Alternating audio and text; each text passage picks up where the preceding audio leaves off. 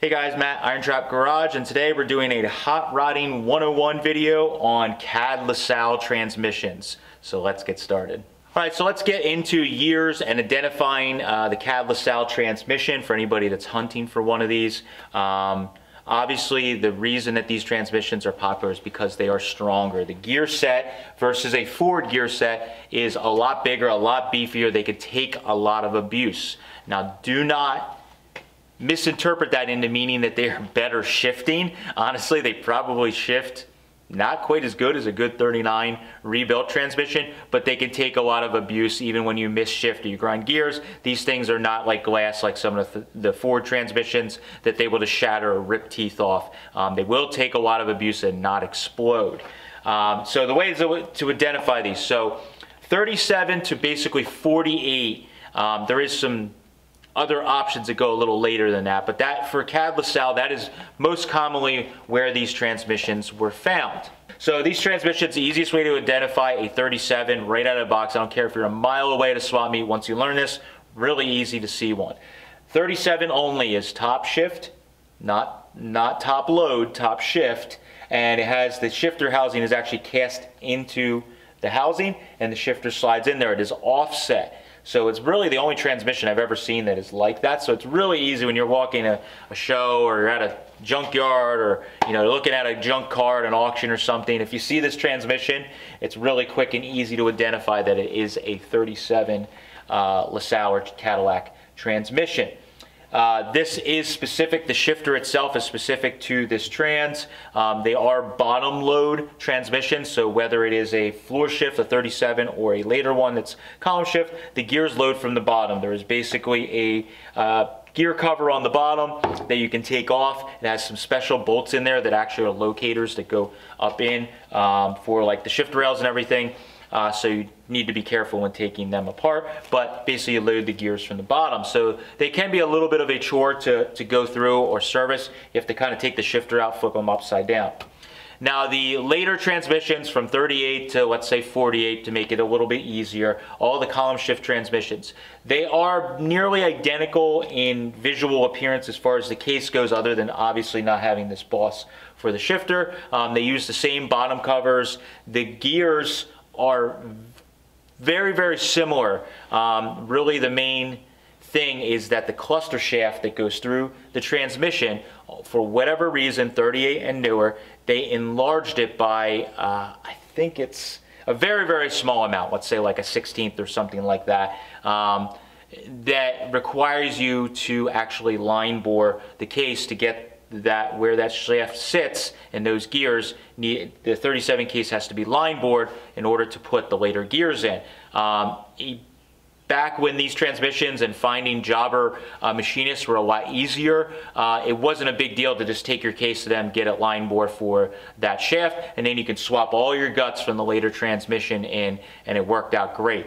As far as value goes, definitely because of that, the side shift transmissions do not go for nearly as much money as the floor shift 37 Cadillac Lasalle transmission. But if you have the ability to do some machine work, you can set up a fixture, you can actually line bore them, swap the gears out, and you can get side shift Lasalle transmissions. I've gotten them for as cheap as $10, $50, like 1950s prices basically, because it is hard to find floor shift conversions for those transmissions nowadays, and not a lot of people want to do the work to swap it over. But if you're shopping for a transmission, they will all have the same shape. The bell or the mounting flange is the same, all of them, very unique to a Cadillac Lasalle. Another thing with identifying the Cadillac Lasalle, is that on these transmissions, they basically have the shaft protrudes, depending on what gearing, will actually up in the top here, will protrude through into the bell housing. So any of the adapters, if you're shopping for adapters, that is a quick, easy way. It has an odd shape for the gear oil to kind of run down back into the transmission in the adapter. It also has holes that are going to be, or recesses that are bored into the bell housing or the adapter that allows these shafts to actually protrude through there. So when you're shopping for adapters and bell housings, it's a quick, easy way to tell a 50 olds, which we'll get into, or a Cadillac Lasalle bell housing, because it will have those holes, odd shaped are these odd holes that are bored in there. There may be, I don't know, 1/2 inch or 3/4 of an inch in, and what that does is just allows these shafts to go all the way in without hitting anything. So again, when you're identifying parts or walking around swap meets, that's the only way you're going to really find this stuff super cheap is if you know what you're looking for. So the Cadillac Lasalle transmissions, whether they are floor shift or they are side shift, tail shift is a big problem with these. So they came out of big cars. There was different models, different years, and the tail shafts basically began to get really long. This is what I call a mid shaft. That is just a nickname that I made up. The 50 Olds transmission is basically the identical transmission internally as a 37 Lasalle, but it has a real short tail shaft on it. For whatever reason, Oldsmobile decided in 1950 their stick shift transmission was going to be internally the same as a 37 Lasalle, but they were, and the case is very similar, but it was going to use a real short tail shaft. It's only like this long. What that does, it's really nice because you could swap all the guts, the tail shaft, and everything right into this, and that's what I call the short shaft version of the Cadillac Lasalle. This is like the mid shaft. This one is still pretty good. You can put it in a hot rod and still have a drive shaft that's not like 6 inches long, but if you're doing a little Model T or something like that, it could be a problem. The Schroll coupe that we have that has a 324 Olds with a 37 Lasalle has a stock 37 tail shift like this that has the mid-length shaft, and I was able to put that in with a stock 32 wheelbase. We still had a drive shaft that was acceptable, but we didn't have to do through all the work and money to find all the parts to do the short shaft. The long shaft is kind of, you started seeing that most commonly on the side shifts. I think it was when the years went on with the Cadillacs and Lasalles, the cars got bigger, they made the tail shaft longer. I think it gave more support to the whole drivetrain, having a mount and the support back there. So they are really, really long. It's probably twice the length of this one. I mean, we're talking, I don't know, 2 feet long, 3 feet long, I don't even know, 2.5 feet long. They're very big. A lot of times those are the ones that are very cheap to find because most people that are using them in hot rods, they're too big to put in just as they are. But hey, if you're building something big, like a, bigger into the same era of Ford, you can potentially fit one of those in, but your drive shaft again may be kind of short, but you can find them pretty easily. So long tail shafts are kind of, do not pay a lot of money for one of those because the work and time involved, it's kind of hard to justify spending a lot of money when you really can't use any of the tail shaft stuff. So the 50 Olds we got into. So again, the 50 Olds transmission is a 1-year only transmission for Oldsmobile.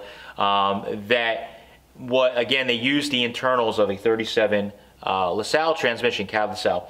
And you can essentially just swap all those parts over, and that was one of the hot conversions, which we will get into a little bit later, is hot rodding the Cadillac Lasalle box. So that was a big thing you could do, is take the case from a 37 Cadillac Lasalle box, swap the guts and tail shaft from a 50 Olds. You'll have this short little tail shaft that you then can fit into a smaller car. It makes it a smaller package for the transmission, which also makes it easier to swap out transmissions and work on the clutch and all that stuff, because you have this little kind of stout but short transmission when you're all done the package of it. So 50 Olds transmissions, they are kind of hard to find. They're kind of expensive. The flange is probably the easiest way to tell on those because it's going to have the Cadillac Lasalle flange with the shafts that protrude out, but they're going to be side shift. Those transmissions, they are kind of expensive. I think they end up being, the ones we've sold are anywhere from $800 to $1,000. But they a lot of times settle in at $700 to $900 for one of those that's usable, because basically those parts are just as valuable as the whole transmission as a whole. Again, it's a 1-year only trans, so you do compete a little bit with the Oldsmobile guys. They want to do a stick shift conversion. They are also looking for those transmissions as well. So they have become pretty scarce these days, and I want to say that they're probably harder to find than a 37 box because guys weren't keeping them and hoarding them, much like the hot rodders were doing with the 37s. All right, so things to look out and things that can get expensive on specifically the 37 Lasalle or any of the Cadillac Lasalle and 50 Olds transmissions. There are some parts that oftentimes get lost and can get very expensive, and keep that in mind when you're buying a transmission, that some of these parts you need to make sure you can get or negotiate into your price when you're buying one. So The first thing is what we call the candlestick. This is, you can see I have it taped on here for a reason. That's what we're getting to. The candlestick is basically like the bearing retainer slider for your throwout bearing. This is loose on these transmissions. It basically kind of presses into the bell housing, but it is not held in with any kind of set screw or anything like that, so you can simply just tap it with a mallet and it will fall out. A lot of times when guys are pulling cars apart, and people in our time frame are buying this stuff after it's been swapped out of a car, maybe for a small block, who knows, they didn't really care about this candlestick and it gets dropped on the floor, whatever, thrown in the trash. Transmission might get kicked, might stick around because it's heavy, but these candlesticks often go missing. They're pretty much all the same from 37 to 48, so you can use them from a side shift or a 37 floor shift, but definitely look for this. These, I think we end up getting anywhere from 80 to 100 hours and up for some of these because they are getting so hard to find. I don't know if anyone's been machining these, but they are something that's a little more difficult to machine than your average guy could do. The other thing is also the speedometer gear setup. A lot of times they are missing out of these transmissions, but most importantly the shifter. The 37 LaSalle shifter is specific to this transmission, and because the shifter is oftentimes so long, in order to take the drivetrain out of the vehicle, hot rodders or stock configurations, you would pull the shifter out and then you pull the drivetrain.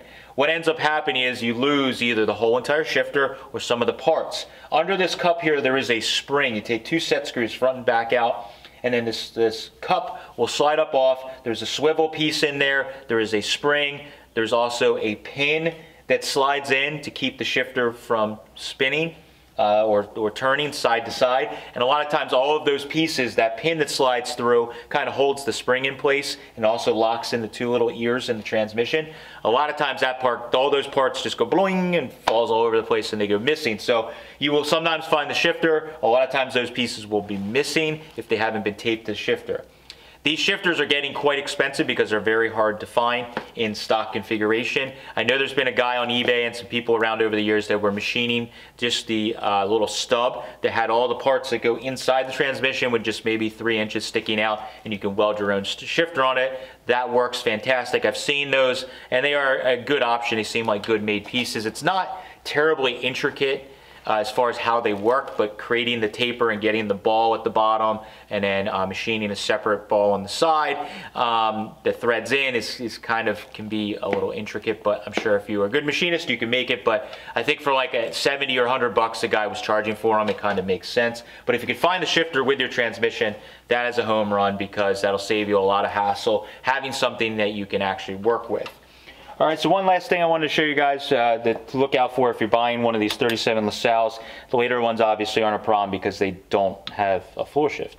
So this collar that I referenced earlier, basically this collar has 2 screws that are set on. This particular one we're using for a prop here has the hole ripped out in the front. I think a lot of times guys would cut that out so that it was easier to leave one screw in and set it on. But it is kind of spring loaded because the spring that's on there has a little bit of pressure on it, so it does become a problem to line the screws up. So you can see you have your cup here. There is the swivel here that will actually sometimes come loose depending on the trans. You have the spring, and then you have what I was talking about. There's that little roll pin or pin in there that holds the spring in place. It also keeps the shifter from spinning, and you can see here on the trans, I'll try and zoom in a little bit. There we go.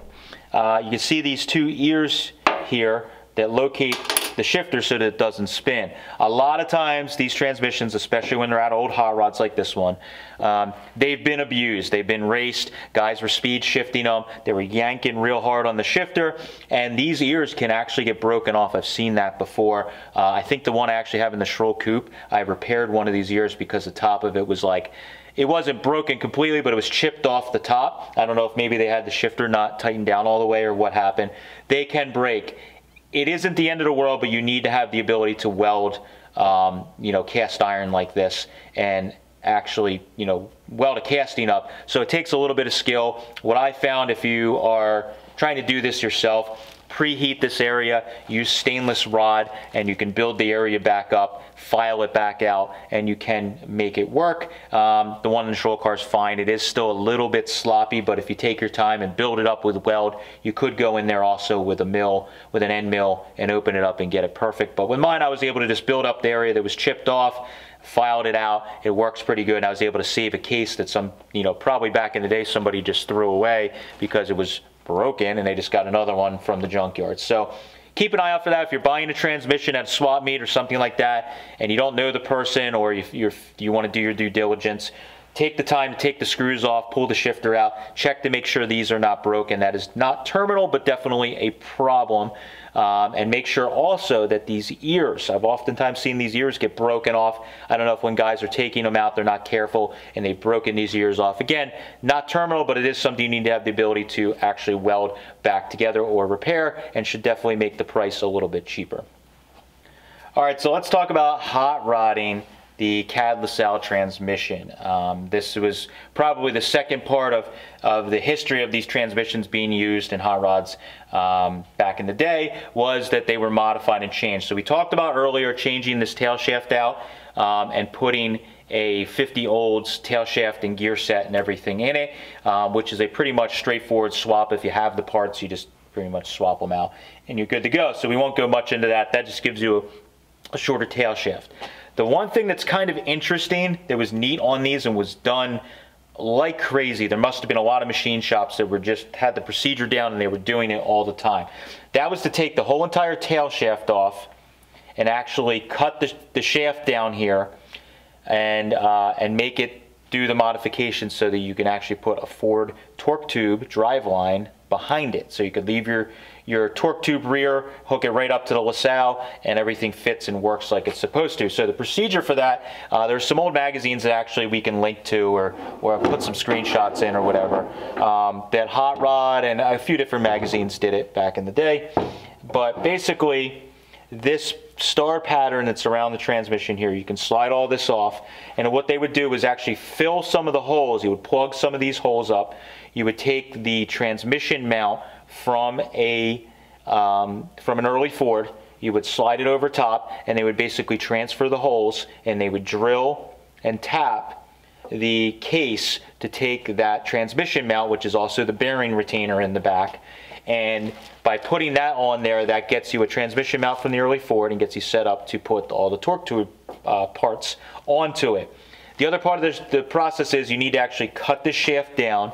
You need to re-spline the end of it for the U-joint for the early Ford, and then you need to drill and tap the end so you can put the bolt in that holds the U-joint in on for an early flathead closed driveline type setup. So there is some machining work that needs to be done to that. I haven't done it myself. I've been meaning to.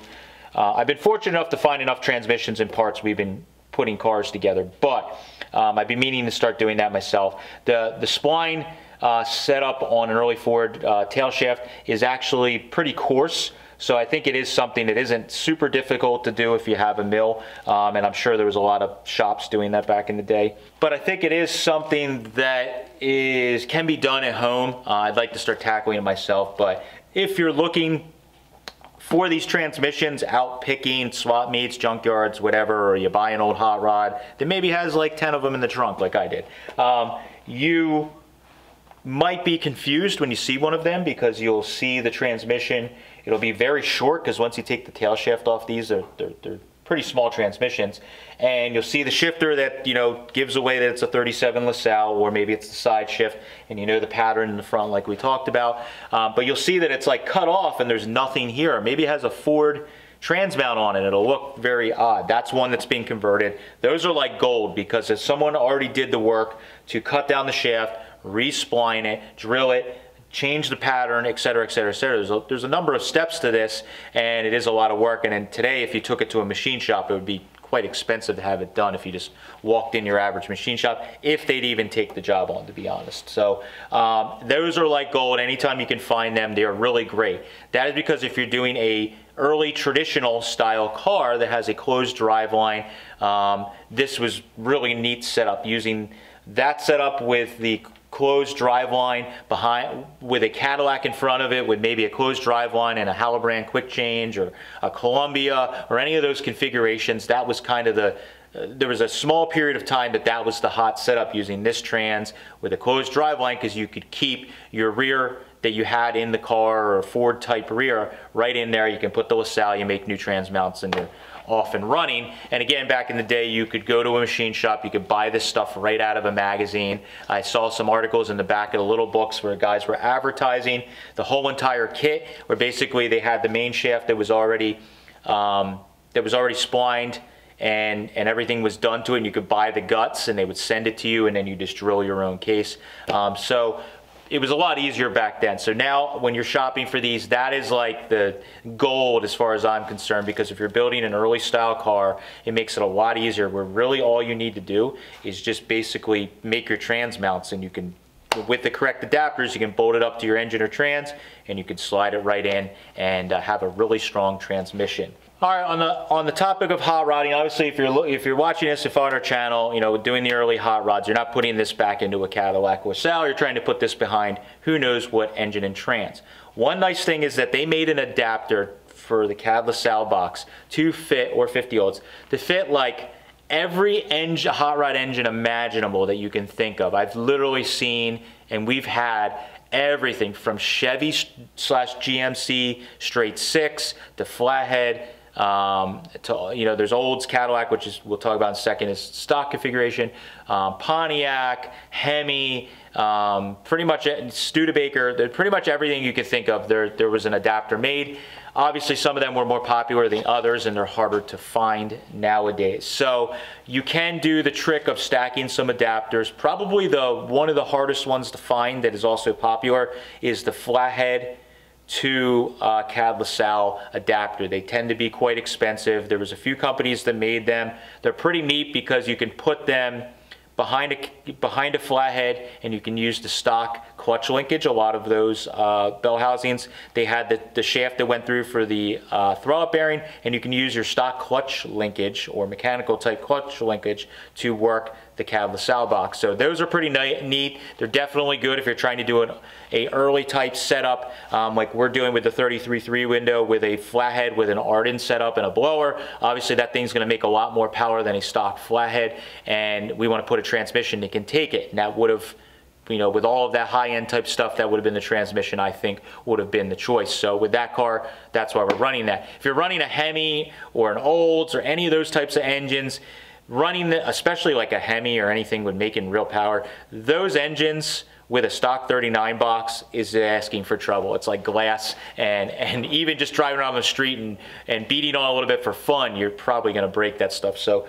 those adapters were so common that guys would swap into those. You can find the adapters. One thing to keep in mind, you can stack adapters. So if you can find an easy to find flathead adapter, so say small block Chevy to flathead Ford, then if you could find a flathead adapter, you could put that on and get yourself to the LaSalle. But again, because if the flathead ones are pretty expensive, it gets hard to get. But the easiest way to swap a Cadillac LaSalle transmission onto another engine is by using a Cadillac or Oldsmobile engine, or a LaSalle flathead. But most commonly, a Cadillac or an Oldsmobile. I think that's another reason that they were quite popular. You can use this transmission right behind it. So Cadillac stick shift engines used a stick shift bell housing that allows you, that has the same bolt pattern. You can bolt a 37 to 48 Cad LaSalle box behind it. Really the only difference between them is it has some holes that will not line up. 4 holes will still line up if you're using it on another engine or whatever, but they can be swapped between Cad and Olds. One of the other differences is Oldsmobile will have actual transmission mount bosses on the back of the bell housing. Most commonly for terminology, 50 Olds bell housing is the terminology most people use, and those differences, a lot of times both those bell housings are called 50 Olds bell housings. They will bolt up again to a Cadillac or an Oldsmobile. That allows you to put one of these transmissions right on like stock. They're really great. They are cast iron, they're kind of heavy, but you can get those bell housings. They range anywhere from, if you can find them cheap at a swap meet, maybe $100, $50, but they're getting pretty hard to find, but generally the retail is in the 200, 175 to 300 range, depending on how complete they are. Again, for a little tip, make sure you're getting, or you can get, the candlestick, which will be stuck in that bell housing sometimes. There's also the arm for actuating the throw-up bearing, and there's a clip that holds the throw-up bearing and holds, there's a little ball in there that the swivel for the arm goes on for the clutch release. So those parts are kind of hard to find. If they are not with the bell housing, it's stripped down.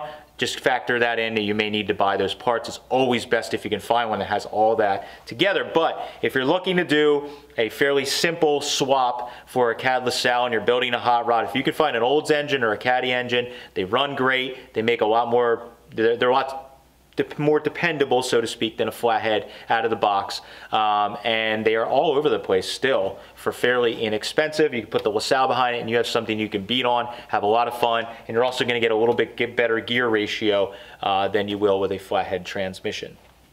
All right, so the last thing, what's it like to drive and shift with a Cadillac LaSalle transmission? The 37 LaSalle Trans, I will say, first of all, it is still an old car transmission. So do not expect to put one of these in and you're going to be able to speed shift like a Muncie or something like that, or a Tremec Trans or something of modern era. These transmissions still does not have a synchronizer in first gear, so you need to basically be almost to a complete stop to drop it into first gear. The synchronizers in these transmissions, while they are decent and they are strong, they are not the best for speed shifting when you're downshifting. I found personally, with the ones that I've driven in my own car, the downshift from third to second is quite difficult. If you're at a high RPM, even with double clutching, a lot of times it is difficult to get it to go in perfectly without grinding. It crunches a little bit. I've heard of some of the older guys I've talked to that call these things gear crunchers because that's just what they did, but they were so strong you could get away with it. So do not be alarmed if you get one of these transmissions. Don't expect to be able to do that. Now, I think a lot of guys didn't care because when you're doing that first, second, third shift, if you were racing, it doesn't really matter. It doesn't grind and you can shift with them pretty good for an old transmission. But when you're driving around and downshifting and things like that, you have to be mindful that you can't just slam the thing from third into second on coming off the highway to slow your car down. You have to be a little more gentle or get the RPMs meshed just right to get that all to fall into gear. But I like, with these old transmissions and all this old stuff, and I will say it over and over again, part of the allure of this stuff is it feels like you're driving an old car. So a 37 LaSalle transmission, really, when you're driving that with a nostalgia engine in front of it, it really takes you back in time, like you are a kid or a young person ripping around the streets in the 40s, 50s, 60s, and that would have been just like to ride in one of those cars. So I like that allure. That's why I kind of go the extra mile in some of my own cars to use a vintage transmission, because that is part of the nostalgia for me of driving these cars, is the actual feeling of driving them with bias plies, old transmission, old engine with carburetors, old suspension, all of that stuff. So I think this is part of the package. So if you were kind of nuts about this stuff like I am, finding an older transmission like the 37 and the 48 Cad LaSalle is another piece of the puzzle to getting that thing to have that nostalgia and the feel when you're driving that thing around. So definitely, if you're looking to have the shifting of a brand new car, this is not the transmission for you. But if you're into the nostalgia and having something that is strong, this is the Trans, this is the king, and it's been that way since basically 1937. This was the transmission to use up until, more modern transmissions came out. All right, so that is our quick kind of rundown on the Cadillac LaSalle transmission. I thought this was a good entry into our Hot Rodding 101 series. We've covered a number of engines and we haven't really gotten into transmissions too much. And this seems to be the one that is talked about over and over again. And I think a lot of the younger generation like myself, a lot of information has been lost over the years. People don't know why they're better, what they're like, anything like that. And we're using a number of them in our own cars here. So I thought it was a good time to stop, show you guys a little bit of information about it. There are some great threads on the ham. On the Jalopy Journal, I reference their site all the time. There are some great threads in there that people have compiled information, old articles on how to do the tail shift swap, all that different stuff. So if you start Googling on some of that information, you will find those threads. Some people have done great write-ups in there, and you can print out some of those pages on how to rebuild them, how to do the resplining and all that different type of stuff, and it is quite helpful to further educate yourself. In these videos, I can't really go over every single detail and every little thing about whatever the topic is. I'm just trying to hit on the high-level things that I think will help educate you better to make a purchase at a swap meet, when you're digging around, and also when you're looking to put it into your own vehicle when you're doing a project. I had to learn a lot of this stuff the old way, looking in old magazines, reading threads on the ham, shopping and buying stuff that was junk, and on and on and on and on. And I finally now sort of have a grasp on what I'm looking for and what we need to do. So thank you guys for following along. I appreciate it. If you are somebody that remembers the Cadillac Lasalle transmissions, I know we have a lot of viewers in here that are from the OG hot rod generation. Drop some comments down below. I'd love to hear some stories about the Cadillac Lasalle transmission, swapping it in, beating on it, or any memories of driving a car with one of these transmissions. I'd love to hear it down below in the comments. Thanks, guys. Catch you later.